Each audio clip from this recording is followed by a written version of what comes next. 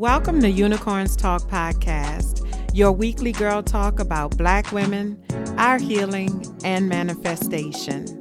My name is Latrice Sampson Richards, your life enhancement coach, and together we're going to live, laugh, and learn to love all of life's little messes. While I am a licensed clinician, please keep in mind that this show is not a substitute for your own relationship with a mental health provider. Let's go. Hey, y'all, and welcome to episode 43 of Unicorns Talk Podcast. My name is Latrice Sampson Richards, and I am so excited to be here with y'all. Of course, I'm always excited to be here with y'all. I don't know if y'all could tell or not, but for the last couple weeks, I have been having a little bit of issue, we'll say, a little bit of issue with my sound, but I feel like I got that situation worked out. So y'all let me know for sure. How is it sounding to you? Let me know what you think. In the move and everything like that. It was so crazy because my space that I was used to recording in, I just didn't have access to that space anymore. And so it takes some time to get used to recording in a new space and new things that you have to deal with and contend with. And so my hope is that this week I've finally gotten my sound issues situated. I feel much better about the situation. So y'all let me know what you think. This week has been it's been a good week. It's been definitely a week of growth for me. Last week I kind of shared with you all that on my own personal journey, I'm dealing with some things and going through some things. And I know it was a little cryptic last week, and I appreciate y'all for tuning in and for allowing me to have that moment because I definitely needed to have that moment. And it honestly was not necessarily an expected moment, but one of my friends texted me and he was like, "Girl, what you talking about?" So I appreciate y'all for allowing me the space that I needed to kind of get that off my chest and work through that. And I am in a much better place these days. I'm feeling a lot better. I'm feeling a lot more confident, and I am going to share in a lot more detail. I know it was a little cryptic, but I am going to share in a lot more detail with you all about what it is that, like, what this next phase of my journey actually is looking like. But as I work through it, I'm still figuring it out. I'm still feeling my way through it. And so, as I grow, then I'm going to teach you the lessons that I'm learning. And that's just kind of how this thing works. But I'm definitely moving toward, I think, moving toward my next phase of life, and like really just taking it to the next level. And I'm excited about that. So today's topic for episode 43 is wives submit to your husbands. So all this week long, we've been talking about submit inside my Facebook group, Trust Village. Monday, the topic for Monday was submit to your vision, and we talked about what it means to submit to your vision. How do you submit to your vision? If you are a member of Trust Village, you can always go back and watch the replay. And if you're not a member of Trust Village, what the hell you waiting on, girl? Make it happen. And then yesterday for Trust Village, we talked about be careful who you submit to. And I'm actually going to touch on a few of those things today as well. But today I wanted to specifically talk about submitting in a relationship because I feel like it has gotten a really bad rap. And I'm going to get into that a little bit more in a few minutes. But I just want to say that our topic for today, it's wives submit to your husbands, but it's not only for people in married relationships, okay? You don't have to be in a marriage to submit to your spouse. And I'm going to, again, talk about that a little bit more in a few minutes, but I just wanted to put that out there right here up front in the beginning because I don't want, like, if you're listening and you're like, oh, well, she's talking about, husbands and wives and stuff like that. Like, I don't want you to be turned off because just like everything else that I discuss here on the show, anybody can benefit from getting this information. Okay, so I want to make sure that you hang in there and you get the information that you need. Okay. All right. So, just a reminder if you haven't already, please make sure that you rate, comment, and subscribe on Apple Podcasts or anywhere that you're listening right now. I absolutely love it when y'all let me know that you're listening. And, it makes me feel really good. I know that last week on my social media, I was definitely not there, not present really at all. But, like I said, I was going through some things. And I am looking for a social media intern right now, somebody to help me out with that situation or whatever. So if you know of anybody that has a communications background, that is very equipped to manage social media, send them my way if they're looking for some experience. Everybody needs some experience in their life, so send them my way. Please and thank you. All right. Okay, so let's move into today's topic. So, like always, I always do some research in preparation for the show. So, I was doing some research in preparation for today's show, and I always like to make sure that I'm providing you all with a well rounded view of whatever our topic is for that week. So, this week's topic is Wives Submit to Your Husbands, which is, of course, about submission. So, I did some hashtag research on Instagram, and it was very informative to say the least. I learned a lot about submission, and that submission actually is a term that frequents many inner circles. I learned that submission is a term that is used in everything from karate to BDSM. And so that was a very interesting deep dive that I took there on Instagram. But my Google search, however, it really showed that this is a hot button topic in the religious community. And so the interpretations of submission and the concept of submitting, it really varied within the religious community. Well, it really didn't vary so much. The interpretations kind of range from the woman's, rightful place is barefoot and pregnant to, a good wife stands by her husband no matter what. So there wasn't really a lot of range at all. With the expansion of feminism and the feminist movement that we're seeing over the last few years, I think we're seeing more and more women really reject the idea of submitting to anyone, and they're taking special offense to being expected to submit to a man, whether that is in marriage or not. And so I'm all about girl power. Y'all know that. I'm all about girl power. I believe in the necessity of women, specifically Black women, to have a voice in any relationship that they participate in. However, I also understand how submission plays a role in healthy romantic relationships. All right. And so, because the term submit has been inappropriately used as a tool for control and really just like for evil by some of the members of the Christian church for so long, we don't really have the information that we need to be okay with being submissive to our spouses. And it's actually having we actually have created or developed this aversion to the idea of submission in general. All right. So today I'm talking about what it really means to submit in a healthy relationship. Now, this is not going to be a Bible study, but I am going to be referencing some Bible verses, which I feel like is to be expected because the whole idea of submission really originated from the church anyway. And so there was no scenario in which I could discuss submission in romantic relationships without reading a Bible verse. You know what I'm saying? Not that I really wanted to, because as y'all know, I love the Lord. You know what I'm saying? No judgment for you, or whatever you believe in, but I do believe in God. I do believe in,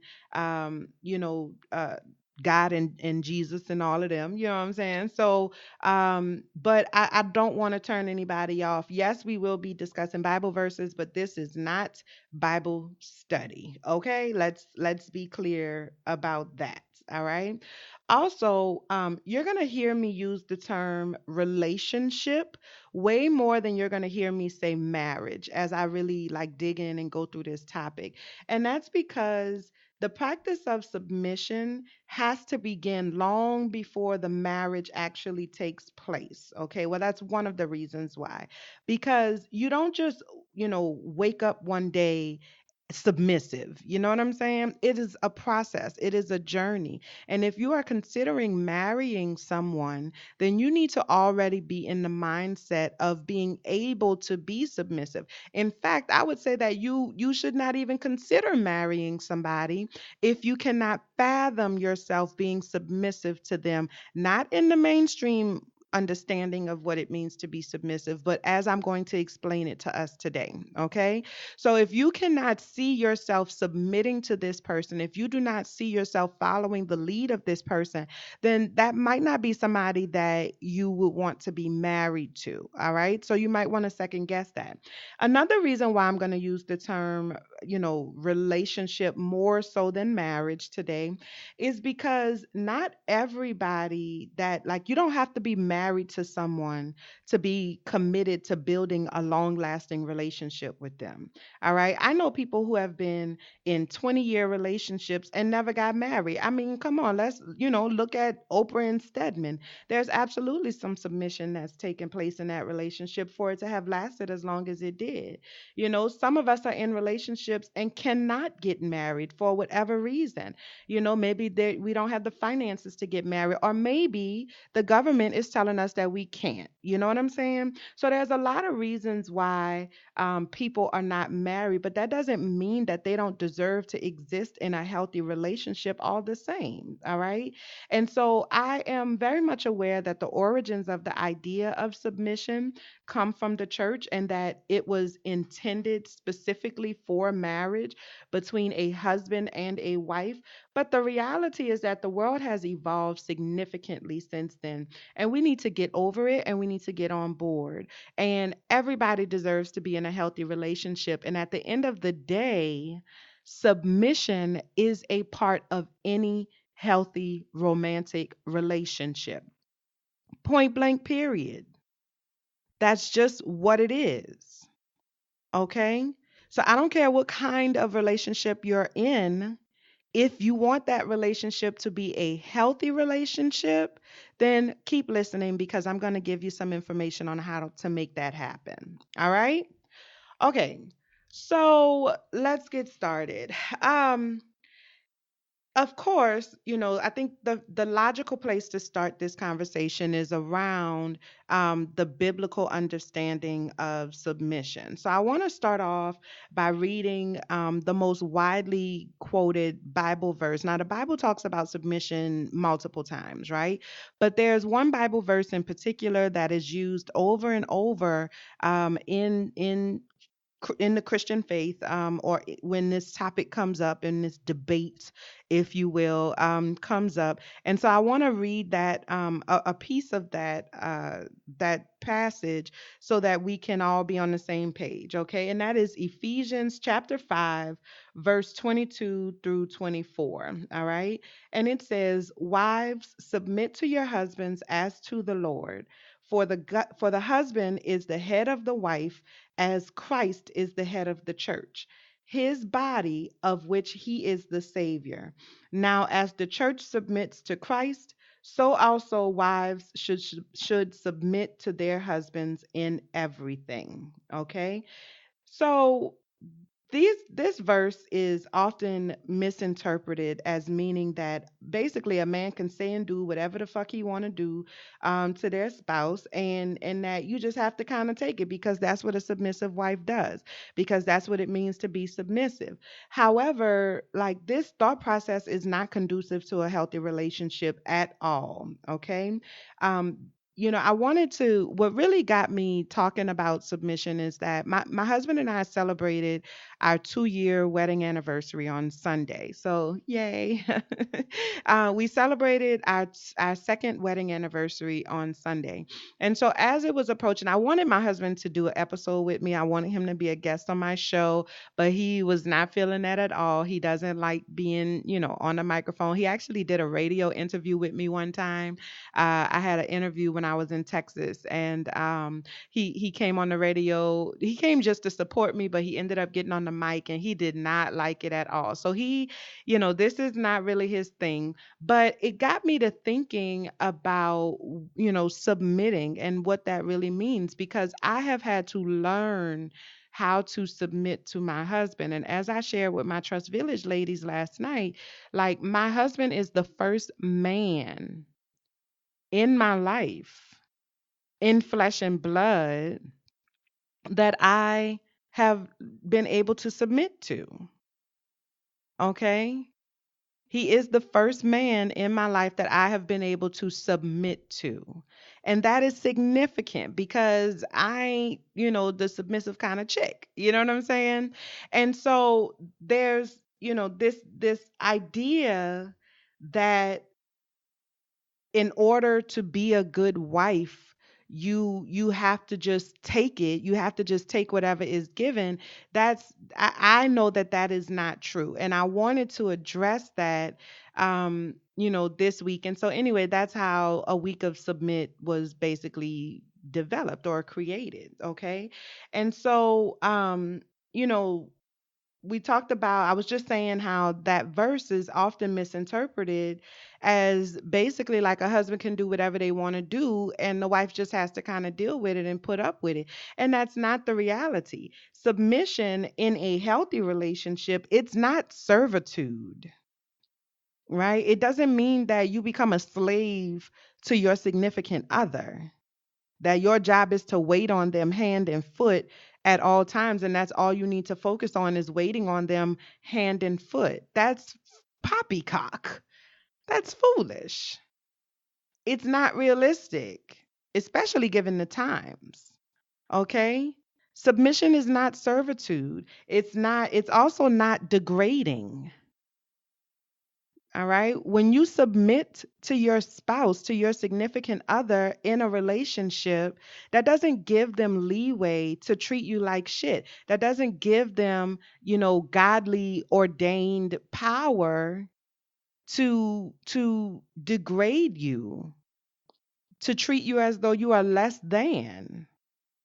And there's a lot of people out there who are using this passage to excuse that type of behavior.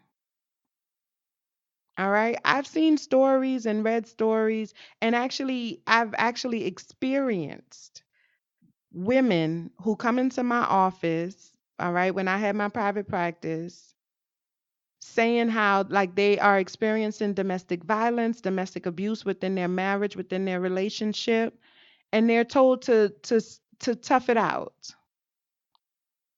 They're told that, they need to be submissive, and they need to be understanding that of what their husband is going through. That's bullshit. That's bullshit. Submission does not mean allowing yourself to be controlled, allowing yourself to be degraded, allowing yourself to be abused, whether that's physically, emotionally, mentally. That's not what it means to be submissive. Okay? And anybody that's trying to teach you otherwise, girl, you need to run. You need to turn in the opposite direction, and you need to run, because that's not how this works. Not in a healthy relationship.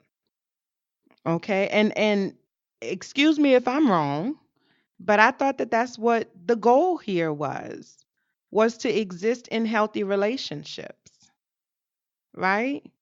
So submission is not any of those things. It doesn't mean being docile and, quiet as a church mouse, all right?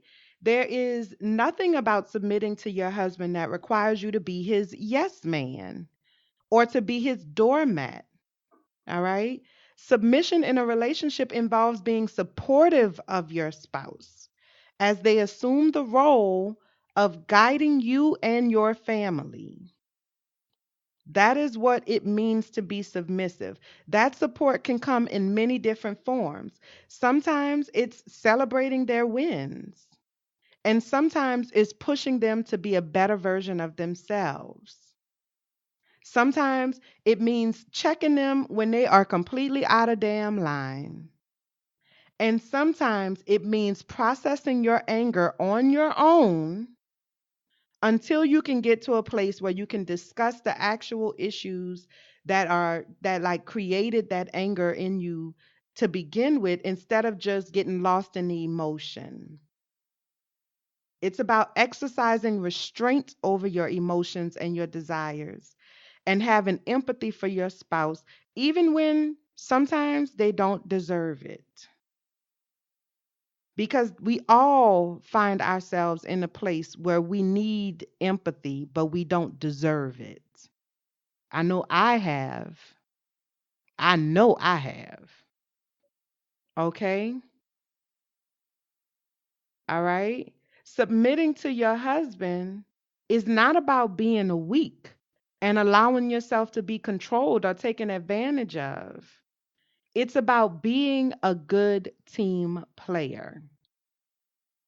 Now, that being said, it's much easier to be a team player when your teammates are equally committed to winning the game. All right. So, the conversation, one of the issues that I have, especially just in general, but it was solidified when I was doing my research for today's episode. But the conversation around marital submission in the Christian community, it seems to be very one sided. All right. But the scripture goes on to say, I'm going again back to Ephesians chapter 5, but this time we're going to read verse 25 through 30. It says, "Husbands, love your wives, just as Christ loved the church and gave himself up for her to make her holy, cleansing her by washing with water through the word, and to present her to himself as a radiant church without stain or wrinkle or any blemish, but holy and blameless. In this same way, husbands ought to love their wives as their own bodies. He who loves his wife loves himself. After all, no one ever hated his own body, but he feeds and cares for it, just as Christ does the church, for we are members of his body." All right. These verses, these last five verses, they tend to get lost in the interpretation of the idea of submission. Conveniently, I'm sure. Okay. There is a give and take that must exist in a relationship in order for submission to be possible. And at the base of that give and take is love. Real love, not lust, not the lust that you think is love, the lust that appears to be love because you don't know what real love is or because you've never experienced real love. Okay? But real, true, genuine love. It cannot be one person submitting to the other and the other person dominating. That's a single-sided love. Husbands must also learn to be submissive to their wives in order to create a stable household. Okay? And they do that by displaying love on multiple levels. All right? As we all know, men tend to express love in a different way than women. And I know that that's a blanket statement, but they do tend, in general, they tend to be a little more hands on in terms of doing things that express love. right? So yes, we definitely need to be aware of each other's love languages. I'm a very big proponent of love languages, and we have to try our best to display love in a way that our partner can receive it. But on the flip side of that, we also must be able to respect the love that's being shown as is. So, yes, I need to come around to being able to provide you with love in a way that you understand love, but you also need to come around to being able to accept love in the way that I give love. It's a give and take, okay? It's a give and take. And a healthy relationship is not hinged upon the wife being submissive. Everybody has to play their part. If you want somebody to submit to you, then you must present yourself as worthy of submission. I remember, so I used to have a radio show. It was called All Inclusive. Oh my goodness, All Inclusive. So I did this radio show back in New Orleans a couple years ago. I don't know how long has it been. It's been about four. Oh my God. I feel like it's been about 3 or 4 years now. It was before I even met my husband. So that's at least 3 years, 3.5 years. So anyway, I had a radio show for a very, very brief period of time. And it was at WBOK in New Orleans. Shout out to WBOK. Shout out to Don P. What's going on or whatever. Anyway, so I remember one night we were in the studio. I recorded the episode or whatever. And afterward, I stuck around to guest host on the show that came up after me. And so I remember that we were doing an interview with this theater company that was in the area, and they were doing a play about finding your Boaz. Okay.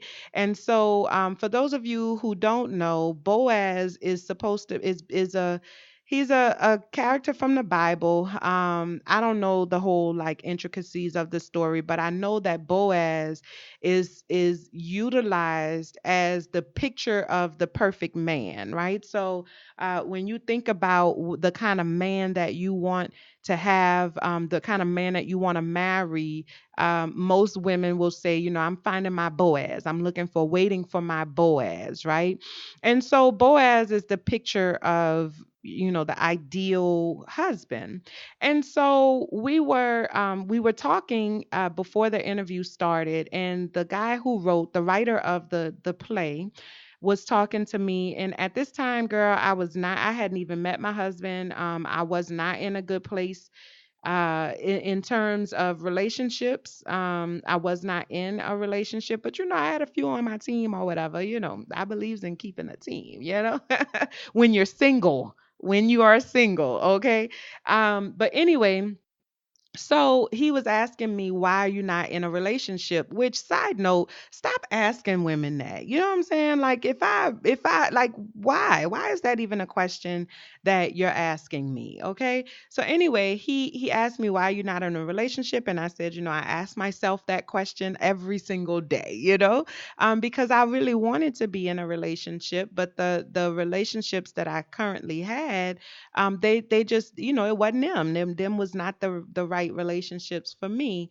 They served a specific purpose. And so he asked me, why do you think you haven't found like your person? Or no, that's not what he asked me. He asked me, what kind of man am I looking for? And I told him, I'm looking for a man that is strong enough to allow me to be strong and he still be able to guide me. I'm looking for a man that is strong enough to lead me and not have to dampen me in order to do it. Okay? That's the kind of man that I needed, because I am a large personality. I am a lot of personality. I am a Leo, I am a lioness. You know what I'm saying? And so and at that point, I mean, I had been on my own for so long and taking care of my own bills and working a good job. And you know what I'm saying? Like I'm like a lot of us are, like a lot of black women are even now.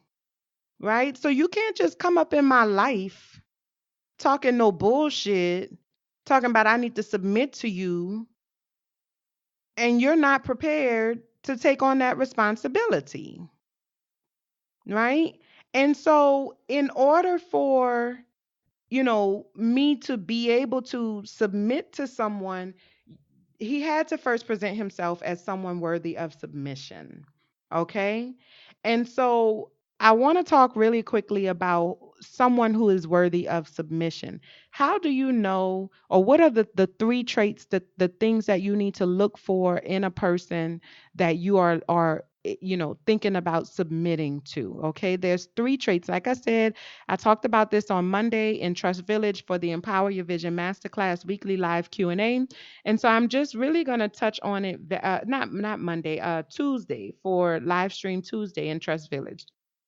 So I'm just going to touch on it very, very briefly. I'm not going to go into a lot of detail, but I want you to know that these are the three traits that you need to see in someone that you are potentially thinking about submitting to. And if they don't have, at the very least, these three traits, because there's a lot more that you need them to have, but if they don't have, at the very least, these three traits, then you need to consider whether or not this is really somebody worthy of your submission. Okay. The first trait is that they need to be able to show empathy. Okay. They need to be able to show empathy. And empathy, really quickly, is the ability to walk in somebody else's shoes. It's to understand somebody else's journey, to put yourself in their position. It doesn't mean that you condone their actions, their behaviors, or their experiences. It just means like I can respect that this is where you've come from, that this is what you believe, that this is your thought process, that this is what caused you or what motivated your behavior. Empathy. Okay? Empathy. If the person that you're in a relationship with cannot show you empathy, then maybe you don't need to be in a relationship with them. And for damn sure, you don't need to be submitting to them. Because submitting yourself to someone, there's a realm of vulnerability associated with that. And so when you make yourself vulnerable, you make yourself open to them. Not weakened, but open to them. And if they cannot have empathy for your openness, it's not going to work. It opens yourself up to hurt and heartache. So be careful. Look for empathy in the people that you are considering submitting to. All right. The second thing is knowledge. Okay. Knowledge and understanding. They need to be sufficient in an area that you are deficient. Okay. You cannot submit to somebody that don't have nothing to give you, that cannot grow you in any way. Now that don't mean that they gotta have a PhD and they gotta make six figures, you know what I'm saying? Or however you say it. Like that doesn't mean that they need to be the superficial version of whatever it means to be on top. It just means that they need to have something to offer you. My husband is younger than me. I've had more life experience than him in terms of career and college and just things of that nature, but he teaches me every single day. I learn from my husband every single day. Okay? Because in the areas that I am deficient, he is sufficient. And so I can submit to him because he can teach me things. And I teach him. It's a give and take. It's a back and forth. We both teach each other. But if the person that you are considering submitting to or the person that you're in a relationship with can't teach you nothing, whether that's spiritual teaching, financial teaching, household teaching, how to pay bills, whatever it is, teach you a damn joke, girl, whatever. If they cannot teach you, if they do not have a knowledge base that can actually grow you, then you might want to second guess that. Okay. And then the third thing, or the third thing that I'm going to talk about today is a willingness to lead. All right. And I think this is where a lot of us get mixed up because we're trying to force people to guide us. We trying to force people to be the head of the household. We trying to force people to allow us to be able to submit to them. But if they don't want the job, then they don't damn want the job. And you need to accept that. There has to be a willingness to lead. They got to want the job. And if they are showing you in their actions, not taking your calls, sending you to voicemail, leaving your text on red for 3 and 4 days at a time, not showing up when they say they're going to show up. If they are showing you and if they are telling you, because some of us, girl, some of y'all, listen, they be telling you they don't want the job. I'm not really looking for a serious relationship right now. Well, girl, I know he said that, but no, girl, he said that. He said that, right? If he is showing you and telling you that he does not want that position, move on. Okay? You cannot submit to somebody who does not want your submission, who has no desire to lead you. All right? They got to be there because that's what they want to do, not because you need them to do it. Okay? All right? You cannot force someone to lead you. All right?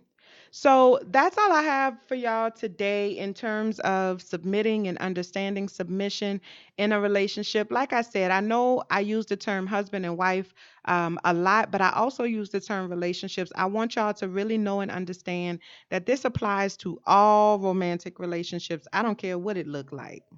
Okay. And we need to, I think I would like to see us overcome the negative stereotype associated with submission because it is a necessary part of a healthy relationship. Point blank period. Because when you refuse to submit, then resentment begins to grow in a relationship.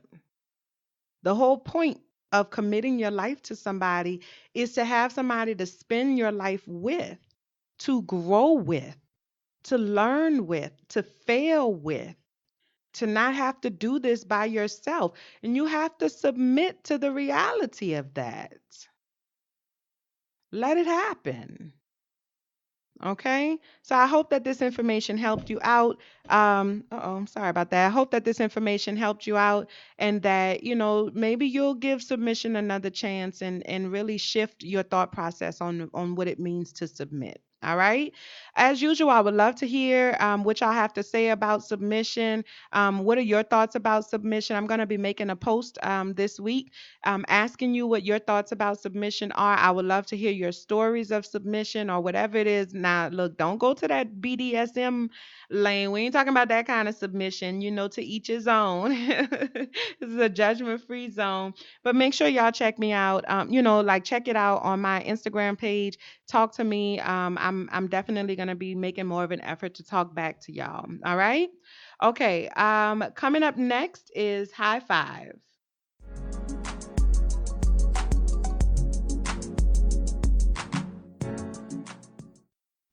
So, my high five for today goes out to Nike. As you all know, Nike announced this week that they have signed Colin Kaepernick to be the face of their 30th anniversary Just Do It campaign. So it's the 30th anniversary of the Just Do It campaign, I believe. And Colin Kaepernick is the man. And so I want to say high five to Nike because what they are doing in terms of, I mean, like this is not the first thing that they've done in support of Black athletes, and really, I think, putting out there that they are taking a stand against the foolishness that is America right now, and empowering the Black athletes to have a voice, and to stand on the right side of history with this. And so, I want to say high five to Nike, and I'm kind of actually wrapping the high five and the reality check in together, because my reality check goes to all of like the haters out there, and haters on both sides of the fence.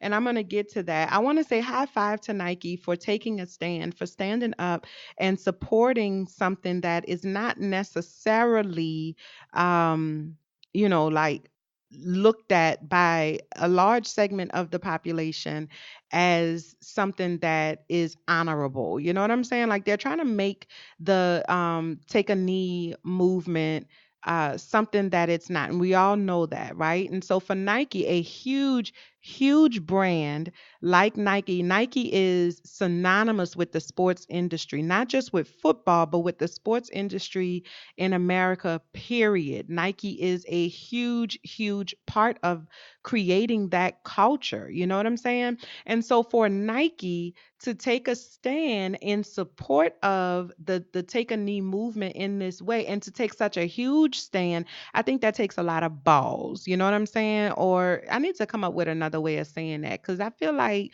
women don't have balls, but our balls are bigger than most men's balls. You know what I'm saying? So y'all get what I'm saying. Y'all understand. I feel like y'all really did understand that just now. So, appreciate y'all because y'all get me or whatever. So anyway, so high five to Nike for having the balls to do that. And then I also want to do my reality check to all of the Nike haters. Now, not just obviously the people who, like these stupid ass people who are cutting up, like taking the swoosh off of their Nike gear. Like nobody gives a shit about that. Nike, I'm sure when they went into this, they did all the numbers. Like, let's just be clear, okay? Nike is a business. They are an enterprise. They are a like they are freaking huge. There is no way that Nike makes a move like this without first considering all of the possible fallout.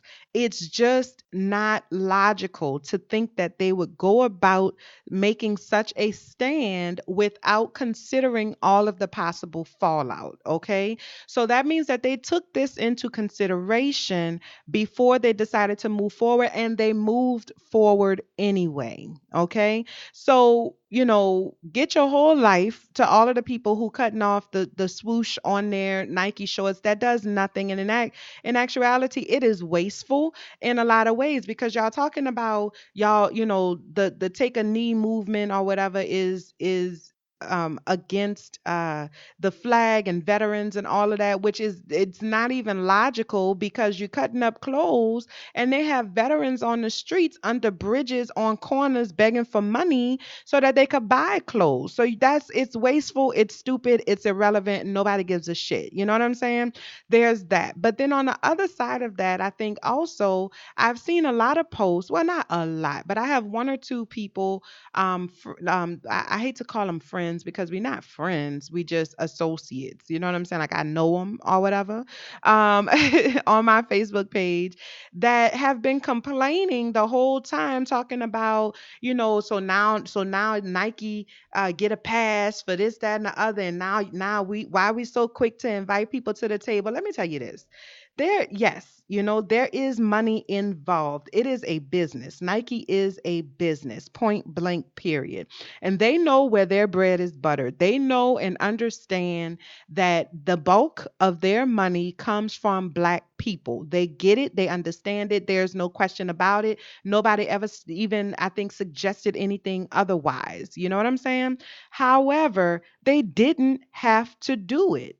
Nobody was expecting Nike to choose Kaepernick as the face of their 30th Just Do It campaign. Nobody put pressure on them to choose Colin Kaepernick for that. There wasn't a boycott going on. There wasn't a petition that was happening to put pressure on Nike for that. I didn't even know it was the 30th anniversary.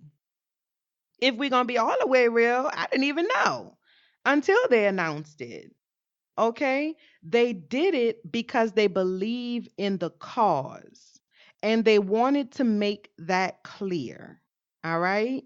And I get so frustrated sometimes with our community, with the black community, because we have this tendency to jump up on our high horse. Like, yes, we say that we want change, but then somebody gives us a glimmer of change and we completely disregard it. We always try to find a reason why it's not valid. You know what I'm saying? They did not have to do that. So get off your high horse, because if they would have chosen somebody else to do it, then the same people that's crying about, oh, so y'all just gonna let anybody into the picnic now, and Nike all about money and this, that, and the other. The same people that's complaining about that, if they would not have chosen Colin Kaepernick, if they would have chosen Ben Roethlisberger, or if they would have chosen Peyton Manning or one of them other white boys that always get chosen for things like this, then those same people would have been complaining about why they always got to choose the white people, why they ain't choose Cap. You see what I'm saying? You cannot win. We need to focus our argument a little bit more. We need to focus on the things that actually matter, because at the end of the day, Nike gonna make Nike money. It does this is not a huge important thing. There's other things in our community that we need to focus our energies on. But coming from a place of why y'all ain't never all the time, that is not conducive to moving the culture forward. So reality check, get over yourself and think about the community as a whole. If you really cared about the community as much as you say you care about the community, then you would be able to recognize when some progress is better than no progress. Now, I'm not saying we should just be good enough with good enough. I'm not saying that at all. We should always be, striving for bigger and better. But like I tell my clients, like I tell my villagers in Trust Village, like I advocate to any and everybody, like I utilize in my own life on an everyday basis. We're going to baby step our way to where it is we're trying to go. Don't discount those or discredit those baby steps because they're not huge. They matter, and they get us a little bit closer to where it is we're trying to be. All right? And that's all I got to say about that. All right. Okay, so that's it. I want to give a shout out to Hayes over at the Awakened Soul podcast. I actually was featured on his most recent episode, so y'all make sure y'all check out the Awakened Soul podcast.